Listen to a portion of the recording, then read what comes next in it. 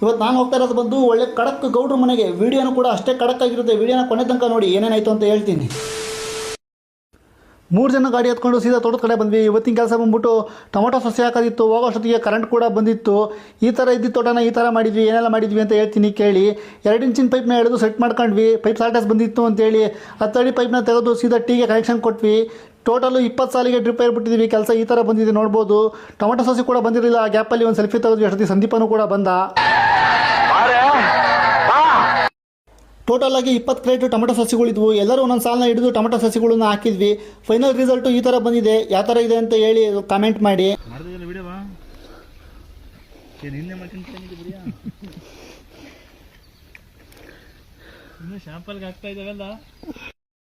ಮಧ್ಯಾಹ್ನ ಸಿಟಿ ಕಡೆ ಒಂದು ಫಂಕ್ಷನ್ ಇತ್ತು ಅಂತೇಳಿ ಸೀದಾ ಸಿಟಿ ಕಡೆ ಹೋಗಿ ಒಂದು ಒಳ್ಳೆ ಬ್ಯಾಟಿಂಗ್ ಮುಗಿಸ್ಕೊಂಡು ಆಂದಿವೆ ಒಂದು ಜ್ಯೂಸ್ ಕುಡ್ಕೊಂಡು ಸೀದಾ ಮನೆ ಕಡೆ ಬಂದ್ವಿ. ಮತ್ತೆ ಸಂತು ಕರ್ಕೊಂಡು ಸೀದಾ ತೋಟ ಕಡೆ ಹೊರಟು ದನ ಹೊಡ್ಕೊಂಡು ಸೀದಾ ಮನೆ ಕಡೆ ಬಂದ್ವಿ.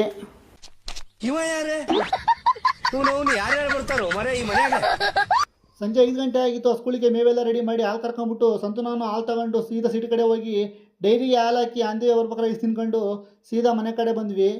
ಗೌಡ್ರು ಅಂದರೆ ಹೆಸರಲ್ಲ ಗುರು, ಅದೊಂದು ಬ್ರ್ಯಾಂಡ್.